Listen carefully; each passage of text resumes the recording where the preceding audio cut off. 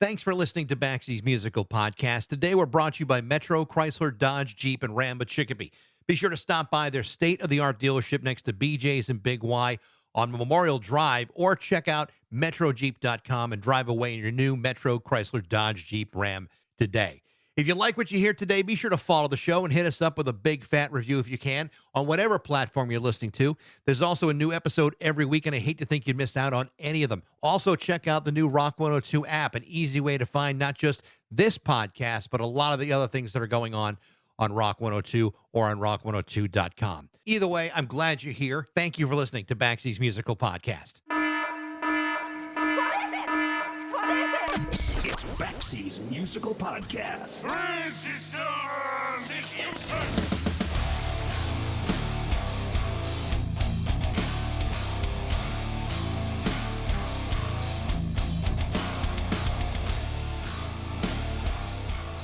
In the late 1970s and into the early 1980s, after those early days of British punk were pretty much over with, things started to fracture and split off into a number of different directions. On one hand, the punks that could barely play more than two chords on a guitar in 1976 were suddenly getting better at it and moving towards something that developed into post-punk. And then you had others who were trading in those guitars and replacing them with synthesizers, sequencers, and drum machines. They were also drawing inspiration from other sources. Some of those sources included the very things that just 2 years ago punks were rebelling against, like disco, art rock, prog, and electronic music.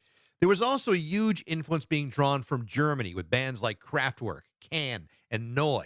Some of these early adoptees of this new synthesized music included Gary Newman, the Human League, Cabaret Voltaire, OMD, and loads of others. That sound would in many ways dominate much of the 1980s. Remember, even MTV's debut moments came from the Buggles, a British synth-pop duo in Video Killed the Radio Star. And while the audience would quickly expand its reach over the next couple of years, it's important to note that perhaps its biggest commercial breakthrough came in 1981, when Mark Allman and Dave Ball released a massive international hit with an obscure cover version of the 1964 Gloria Jones single, Tainted Love. The name of the group was Soft Cell, and their debut album, Nonstop Erotic Cabaret, would be a multi-platinum selling hit record all across the world. What you might not know about Soft Cell is that while Tainted Love would be their only hit in the United States, they would go on to release 22 more singles. 12 of them would reach the top 40 in the UK. Of course, the story is much more complicated than this. It isn't just a story about two guys who scored a big hit. This is a story of two young men who, intentionally or not, struck a chord by taking what had started off as an art school performance art project and turned it into something that had a timeless worldwide appeal. Simultaneously, Soft Cell's success would also defiantly cut through the hostility against British gay culture at the time. And if you think that was easy to do in 1981, it wasn't. Nevertheless, the longevity and influence of Soft Cell and Tainted Love has been undeniable for the last 44 years. That record kicked open the door for countless others to follow. But of course, the story doesn't just end there. David Ball would go on to become a successful producer, and Mark Allman has released more than 27 studio albums and has released more than 50 singles, including his 1989 #1 UK hit, Something's Got a Hold of My Heart. Over the years, there have been several Soft Cell reunions, including this year with the release of their latest album, Happiness Now Completed. Unfortunately, the guys from Soft Cell don't do podcast interviews. Believe me, I've tried. But then, while trying to get them booked, something interesting happened. Patrick Clarke, the deputy editor of the Quietus and the exceptional British online magazine that covers music and pop culture, has just released the most definitive and revealing biography of Soft Cell to date. His new book is entitled Bedsit Land: The Strange World of Soft Cell. It's a tremendously fascinating look at the music of Soft Cell, their origins, and the development of a musical genre that helped define the entire decade. Patrick has written countless articles for not only the Quietus, but also the NME, The Guardian, Rolling Stone, Rough Trade, the BBC, and many others. However, this is his first book, and it is really interesting. This is my conversation with Patrick Clarke on Baxie's Musical Podcast.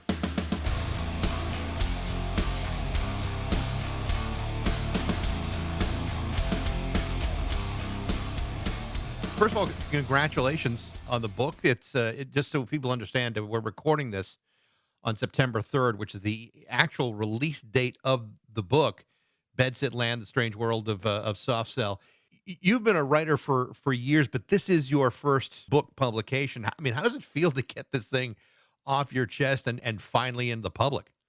Pretty terrifying, I think. One of the things I quite like about music journalism is being able to not be the center of attention and to kind of, my skills I always thought of kind of laying in getting the most out of other people and helping them tell their stories and stuff rather than talking about myself. So the publicity and everything is you write something, you move on, and the changeability and stuff is part of the fun and things constantly refreshing. Spending like a year with one subject is pretty mentally brutal, I think, and drives you completely mad. And writing a book is quite a solitary process. So it's nice. Yeah, I just got back from a music festival an experimental music festival in the Midlands of the UK, and it's nice to just be back in the world again from my hermitude. Yeah, I've been poking around the Quietus a little bit just to kind of get a little bit more familiar with your work, and you're the deputy editor and have been for some time. I mean, you've written a lot of freelance stuff too for the Guardian and NME and DIY Magazine and others. As a guy who has written countless articles about music and about other things, that have done all the interviews that you can possibly do, what was it about Soft Cell and their story that prompted you to write this book and to expand on what that story was? I think with as you may have been able to tell with the Quietus, we're kind of drawn to music that's a bit strange and a bit left field and is doing things that others aren't, and that is maybe taking an alternative view of things. And then I was kind of asked to cover Soft Cell just as a kind of anniversary feature for their first album. And I kind of realized that they were a much weirder, stranger band than they are in the public imagination, certainly here in the UK, where they're kind of seen as this kind of synth pop band, one hit wonder pop stars that you kind of look back on as a kind of nostalgic bit of 80s fun. And whereas what I was finding was that they were absolutely crazy people taking in absolutely crazy stuff, like really radical performance art and sort of sucking up loads of different pieces of left field esoteric culture. And I sort of thought that with this book, I'm hoping to kind of set the record straight a little bit in terms of how this band are viewed in, the canon, for want of a better word, to present them as kind of the pioneers that I don't think they've been lauded as, and I think they should be lauded as. So when I knew that you were releasing this book, I was actually pretty interested in it because here in America, I mean, we see Soft Cell as Tainted Love and that's it. And Americans do see them as a one-hit wonder, but the reality is, on an international scale, they released like 22 singles and 12 of them hit the top 40. They were not a one-hit wonder. In fact, I don't know if it's just because it's a European phenomenon or not, but even Mark Allman's solo career is pretty prolific. But I don't think Americans really got exposed to that. I think we very much missed the boat on what Mark and David were all about. I mean, do you see them as primarily a European phenomenon? I see them as a very English band, in terms of the subject matter and their character, and a lot of the things they're drawing on are very uniquely English. Like, the English seaside is quite a bleak place sometimes. It's quite sort of crumbling, and all the paint is peeling, and the weather's terrible. And I think sort of that sensibility really shines through. Also, the kind of, in the book, I was kind of comparing the culture in New York where they recorded the album, sort of at the kind of boom of so just after the boom of disco, and then before AIDS kind of wiped a lot of that out. Comparing it to what was going on in London in Soho, and then in Soho you've got this kind of really secretive, stiff upper lip, sort of euphemistic backhandedness to everything, compared to America, which then was kind of glitzy and open and fabulous.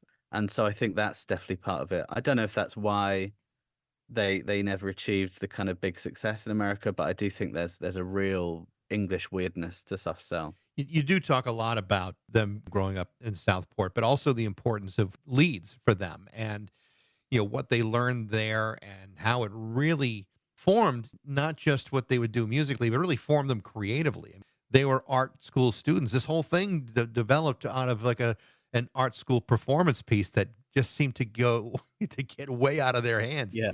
The reason why I'm saying this, like in so many books, they spend so much time talking about, environment, but I don't think you can even tell the story without an understanding of some of that. I think it's really a vital part of their story. Yeah, I mean, like Leeds in particular, I think I didn't know until I was writing this book just how radical of a city Leeds was at that time, and how and the kind of performance art that was being done there. It was really groundbreaking. And yeah, like you say, they started off as a performance art project that essentially accidentally had a hit song, and then had suddenly sold millions of records and had to be touring the world and on every show in the universe. And yeah, but really at heart, they were a performance art band who came out of this very unique, very particular scene in Leeds at the end of the 70s and the Yeah. start of the 80s.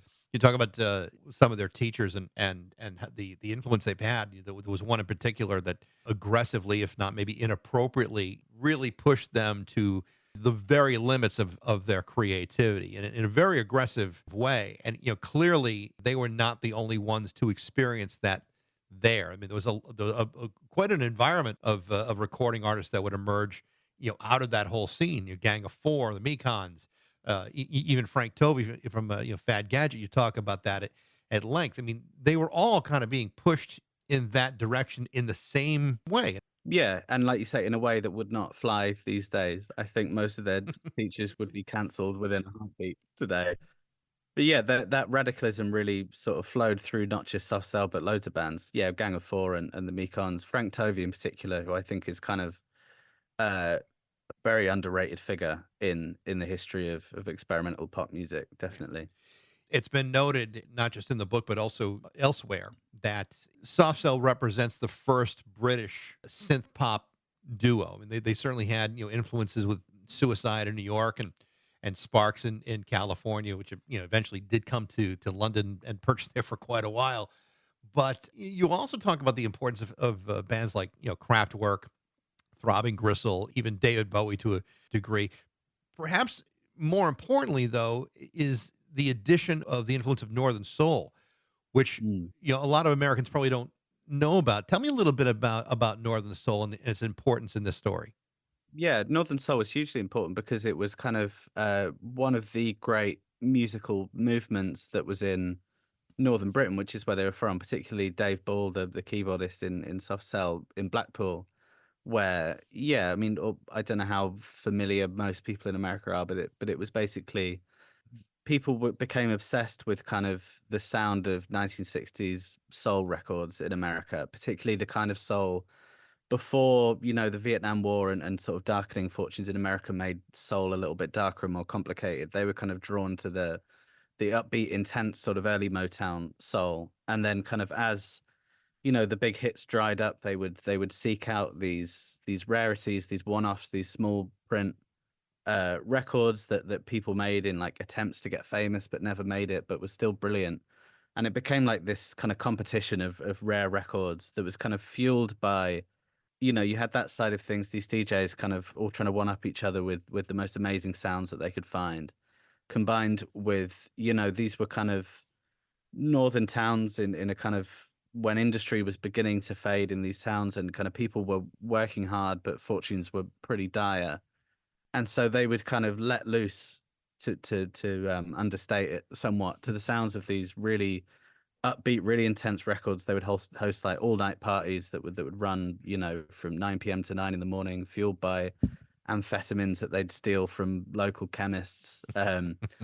And yeah, one of the big hits in that scene, this kind of parallel scene of new superstars from 20 years ago that they were reviving was Tainted Love by Gloria Jones. And then Dave Ball, obviously growing up in Blackpool, which was the epicenter of the Northern Soul scene, along with Wigan, one of the two sort of dueling epicenters. He combined that with Kraftwerk, which he'd heard elsewhere, and to an extent stuff like I Feel Love by Donna Summer, and sort of made this amazing clash of cultures and sounds that became their version of Tainted Love, which of course was a huge hit. But before that, it was a huge dud. I mean, not just for Yeah. Gloria Jones, but for other people too. Who, heard the song, liked it, tried to make something of it, but it wasn't until Soft Cell got their hands on it where all of a sudden it became something, and it wasn't just like a small hit. I mean, it's a massive hit, and it thrusts these two art students into international stardom. I mean, just the idea alone that these guys would literally be just plucked out of really thin air and have this hit. It's almost unimaginable, and even unimaginable to the two of them. Yeah, I think no one thought it was going to be what it was. I mean, in England, it was their appearance on Top of the Pops, the kind of the only big music show on TV here at that time, that really kind of propelled it to just absolutely monstrous levels. And yeah, it was like ridiculously quick. I mean, the story in the book that illustrates it to me is that Mark Almond, when he was whisked off to London to perform on Top of the Pops, he still had his dole check. I don't know what you'd call that in America, but his benefits or whatever, his check that he was going to claim for unemployment benefit was still sort of sellotaped to his wall because he thought, oh, I must cash my check when I get back. And by the time he was back, he was, the most famous pop star in the country, which I think is sort of illustrates how quick it really was. We here in America we don't really have an example of Top of the Pops, at least Mm. not to that degree. It's literally thrust one artist after another into this stratosphere. I mean, it was an appearance on Top of the Pops was unimaginably important, and it certainly was for these guys. And I watched the video of that performance. You're talking about August of 1981. This would have been 16 days before the launch of MTV here in the States. Mm. Between those two instances, when all of a sudden everyone in England becomes aware of Soft Cell, they hear that song, and MTV down the road, gets to the point where they say, this is working big time in the UK. We need to start listening to that. All of a sudden now that song becomes an international hit in a way that, I mean, to this day Yeah. it's still a club favorite. I mean, to the point where those guys started to get really tired of even performing it live and refused to in a lot of ways. But that appearance at Top of the Pops, you can't overstate the importance of it. No, certainly not. I mean, like you had, I think, I don't even know if our fourth TV channel had begun airing at that point. So British people had literally three TV channels at that time, all of which would turn off at night.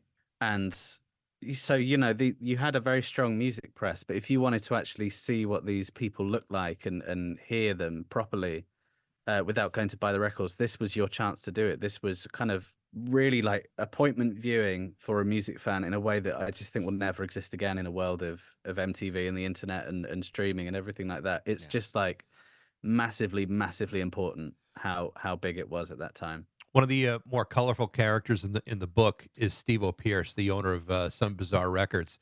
This is a guy who I believe at like 17 was managing Soft Cell, but his taste making in that record company is pretty legendary. Tell me a little bit about him, because I mean I found the whole explanation of his character really interesting.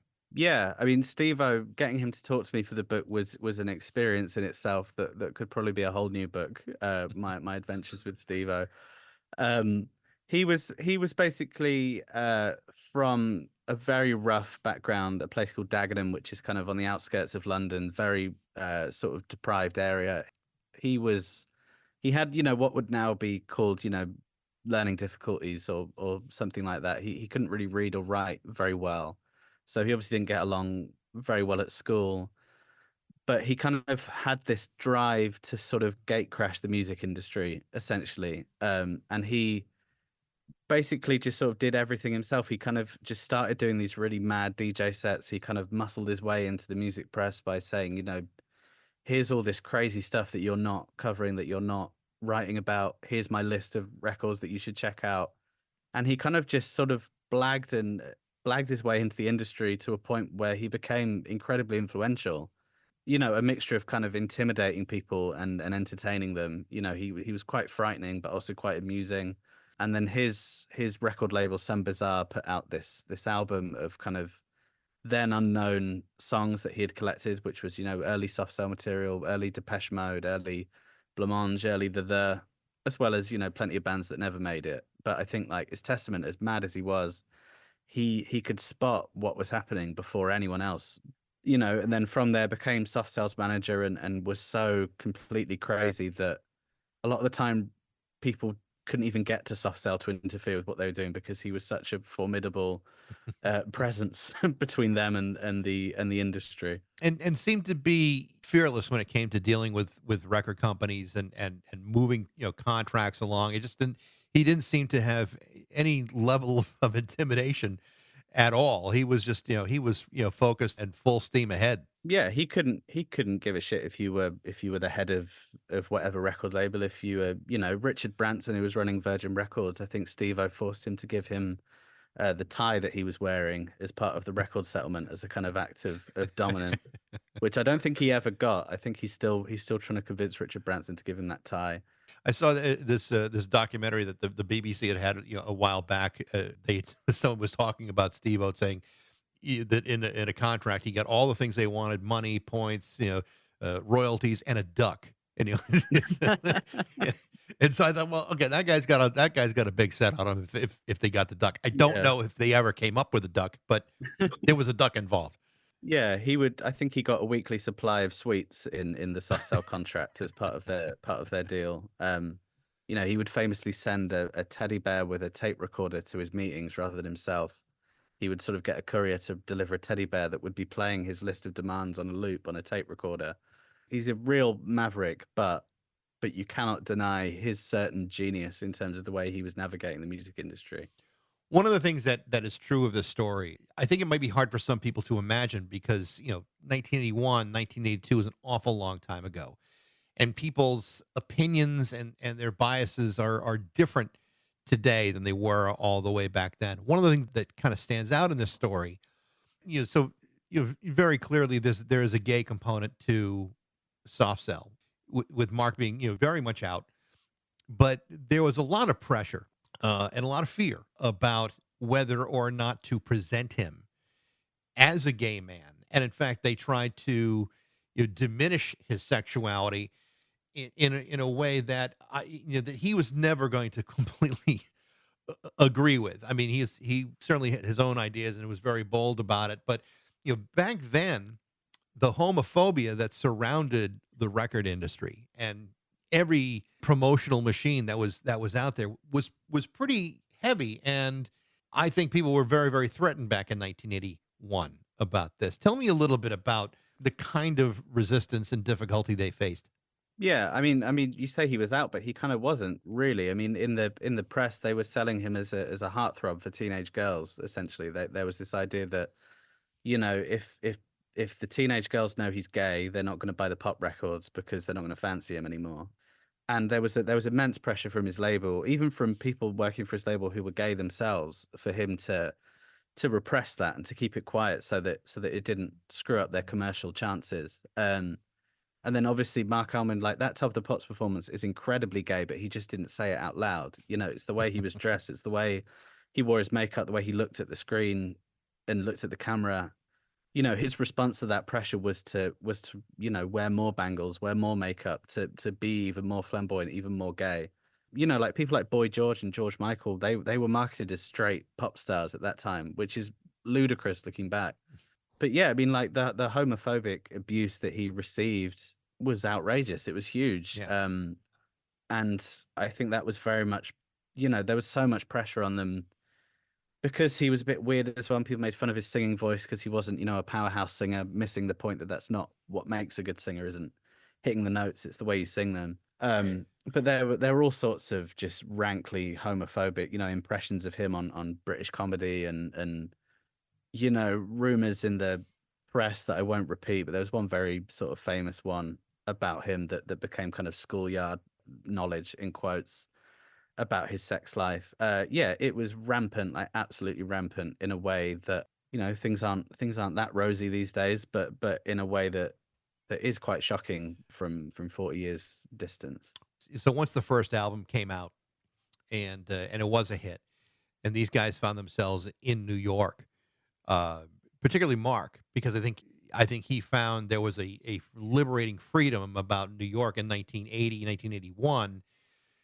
that he was never going to find anywhere else, and that gay culture at the time was so very much a part of the city, and there were gay clubs that he could express himself however he wanted without the fear of being controlled by a record company that was that made him wanted other things. He seemed to take that opportunity and just completely blitz with it. And it sounded like, as the story goes on, New York might not have been the best place for either one of them, considering all of a sudden they get introduced to ecstasy and other drugs. So it seemed like New York was kind of both good and a bad environment for soft cell. Yeah, I think it certainly contributed to really thrilling music and a really thrilling lifestyle, and then falling in with really thrilling people. But the idea that hedonism and taking what, not before long became too many drugs needs to happen for a band to be exciting, I think is quite a toxic one. I think you can't know what the band would have been without ecstasy and without the New York club scene and without that hedonism. So I guess it's kind of a moot point, but I guess it was a great place for them to be in terms of the music they made. It was a pretty terrible place before long for their mental and physical health, and almost definitely led to them splitting up within 3 or 4 years of forming. But you can't deny the excitement of it, and how much that has fed into their music, particularly they did one of the first remix albums based on tracks of their first album, like, which is kind of really early, acid house music Right. essentially, and that totally stems from that energy in New York, and for me, it's some of the best music ever made. So yeah, it's a very complicated one, I think. Their next two albums, the Art of Falling Apart and this Last Night in Sodom. When you listen to those records, and I spent a little bit of time, kind of going through them too. You hear, in the first record, it's very simplistic. There's something kind of primitive about it, and maybe that's part of the appeal. Those next two records become a lot more experimental and a lot more sophisticated. In some ways, like The Art of Falling Apart may actually be a better overall record, and did okay in the British charts. But you can start to see where, if you're a fan of Tainted Love, how this Last Night in Sodom is never going to land on you. If it may not necessarily appeal to the same audience that they had during that first record. Do you think that was part of what may have led to them breaking up? Is just that they exhausted what they had done on top of the exhaustion and the drug use? I think it all played a factor. I think the idea of this kind of not appealing to the Tainted Love audience. I mean, the Tainted Love audience was never meant to be their audience. They were always meant to be the weird art school band that Right. were making weird conceptual sort of gothic electronic mad albums. This was in many ways the real them. But the real them didn't sell records. It didn't provide pop hits like Tainted Love. Um, so yeah, did it contribute to their early break? I don't know. I think the last album in particular. I think the second album, The Art of Falling Apart, you can sort of almost hear the kind of war going on between the pop side and the experimental side. But then this Last Night in Sodom, I think that's just the album they always wanted to make. And, by essentially saying, this is it, we're done. We have nothing left to lose. We're gonna split up. That gave them the freedom to make this mad album that I think personally is their masterpiece. I think that Yeah. album's absolutely brilliant. I hadn't really heard it until I was writing the book, and I was blown away. I just thought, this is like It the was best album I've ever heard. Why isn't this up there with like Joy Division and The Cure and the Smiths and stuff? Like, this is as good as it gets. I'm kind of in the same boat. I mean, I kind of heard this, as I was kind of getting ready for the interview and listening to it for the very first time and saying, this is a better record than the first one. There's there's Yeah. there's no question about it. There's a lot of progression happened between the two of them in just 2 years or 3 years. But they did split up amicably, which I think is very good. That didn't always happen with synth pop duos. they just they broke up and said, we're still friends. We're all good. It wasn't about anything that was acrimonious. It was time to end. And I think they both agreed to that. Yeah, the tension was never really between the two of them. It was always tension between the two of them versus everyone else, versus the outside world. Um, and Steve-O, for all his genius, was also very happy to fuel the flames of any antagonism, because that was kind of where he saw all the excitement. So it was kind of yeah, they just kind of went their separate ways. They never really had a big falling out. They never had a big splitting up. They just kind of both went off to do their own stuff, which I think is kind of nice. I Yeah. think that these two kind of art school friends who are very different people kind of always remained that really until the bitter end. They've had a number of reunions over the years. In fact, they just released a brand new record, Happiness Now Completed. What's your feeling about those reunions? I mean, is it more artistic for them, or is there a nostalgic component? Because it seems to me that they're really more focused still on the art of this rather than anything else. Yeah, I think you can sense in those new records that same desire to keep pushing things forward, and in all their work aside from Soft Cell, they're both still forward-thinking, innovative people. I think maybe with a bit of hindsight, they've kind of found a way to marry that with the kind of necessities of maintaining, record sales and stuff like that. They will play the nostalgia festivals with all the other 80s bands, and they will play Tainted Love and the other songs that everyone wants to hear. But I still think that they're using that to sneak in a little bit more radicalism and a little bit more weirdness under the surface. I just think they're becoming a bit more sneaky about it, Yeah. about being avant-garde and being experimental. I do want to talk a little bit about your work with the Quietus because I do find it to be interesting. Yeah. Music journalism is not always the easiest thing to pull off. A lot of music, a lot of I think it was like Elvis Costello that said writing about music is about like dancing to architecture. You I know, thought it was it Frank? I thought it was Frank Zappa who said that. Oh no, it could Frank Zappa it, said it. No, Frank Zappa said it's people who can't writing about people who can't make music for people who can't read or something like that. So that's that I passed it over. that's what it is. But I mean, you've got a pretty prolific career here. You've been writing for a good long time in a lot of different places and freelancing.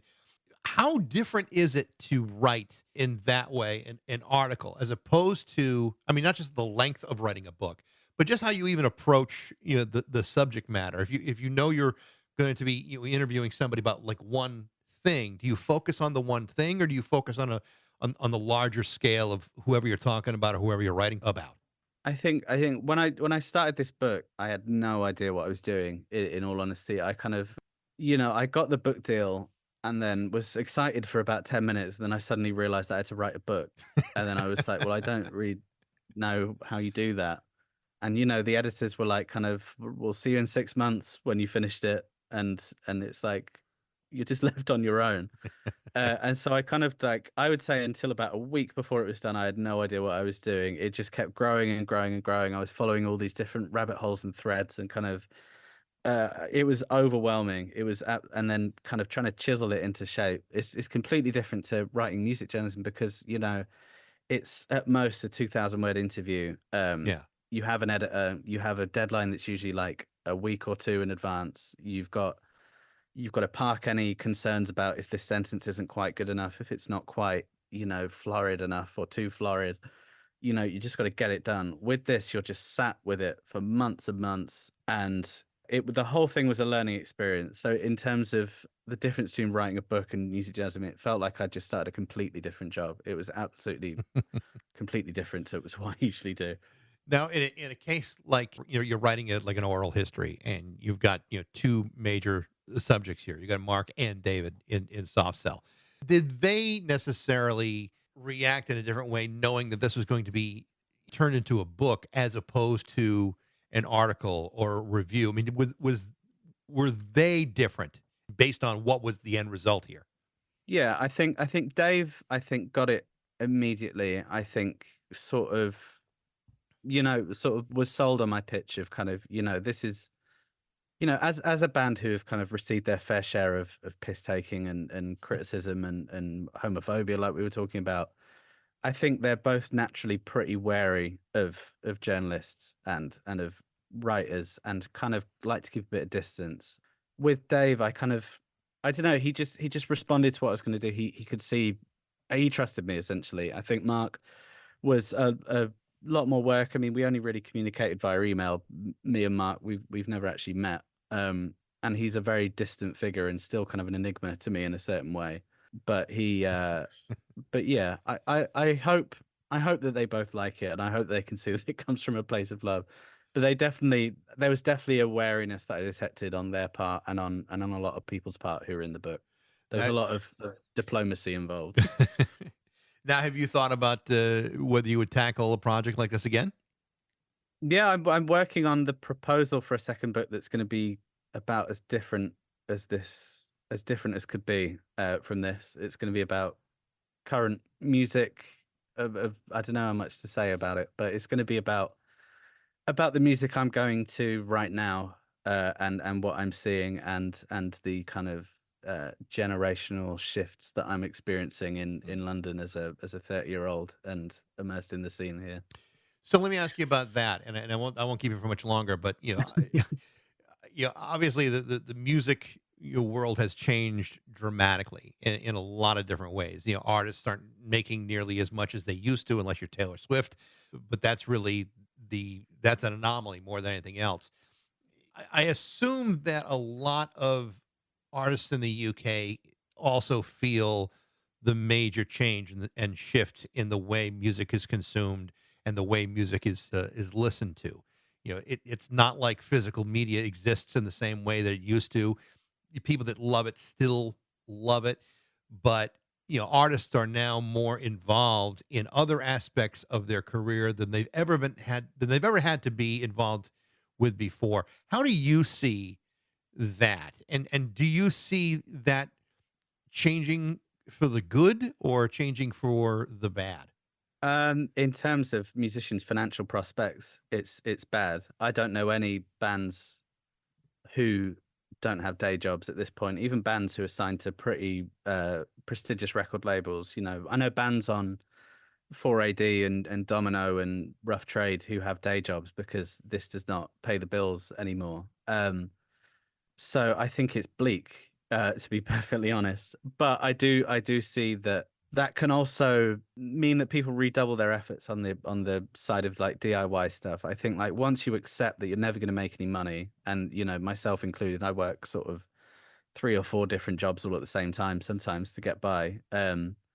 Once you accept that, it can be freeing in a certain way, and if you have the dedication to do it alongside your day job and to make the sacrifices that you need, I think that makes it all the more urgent and all the more vital. I mean, like Britain's a pretty bleak place to be at the moment, but I think that in the same way that the Leeds DIY scene in the late 70s, the early 80s, they kind of radicalized even further to sort of combat that. I think that's happening now. I think music's becoming tougher, but it's also becoming more radical, and to me that's really exciting. Patrick, again, congratulations on the book. I've really enjoyed reading it. Bedsit Land, The Strange World of Soft Cell. It's been great to talk to you. And again, congratulations. Best of luck. Brilliant. Thanks so much for having me. The name of Patrick's new book is called Bedsit Land, The Strange World of Soft Cell. You can also take a look at some of the other stuff he's written on thequietus.com. Thanks for listening. I hope you enjoyed it. Be sure to follow us on Instagram, TikTok, and Facebook for regular updates. You can also email me at bax@rock102.com. I'd love to hear what you think. Thanks to Metro, Chrysler, Dodge, Jeep, and Ram at Chicopee for their support. And thanks most of all to you for listening to Baxie's Musical Podcast.